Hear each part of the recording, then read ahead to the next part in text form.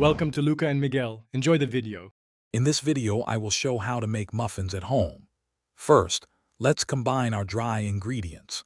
In a large bowl, whisk together 1½ cups of all-purpose flour, 2 teaspoons of baking powder, and ½ teaspoon of salt.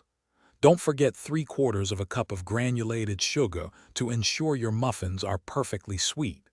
This initial step is crucial for an even distribution of leavening agents and flavor.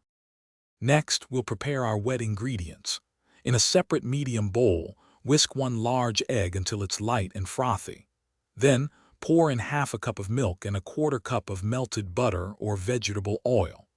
Finally, add 1 teaspoon of vanilla extract for that wonderful aroma and taste.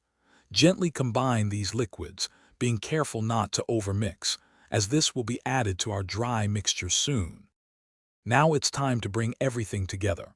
Pour the wet ingredients into the dry mixture. Stir gently with a spatula until just combined. A few lumps are perfectly fine. Overmixing can lead to tough muffins, so resist the urge. If you're adding extras like 1 cup of fresh berries or chocolate chips, fold them in now. Then, spoon the batter into your muffin liners, filling each about 2/3 full. Finally, let's bake these delicious treats. Preheat your oven to 400 degrees Fahrenheit. Bake the muffins for 18 to 20 minutes, or until they're golden brown and a toothpick inserted into the center comes out clean. Once baked, let them cool in the muffin tin for about 5 minutes before transferring them to a wire rack. Enjoy your warm, homemade muffins with a cup of coffee or tea. Thanks for watching and please subscribe. It's the best investment you'll ever make.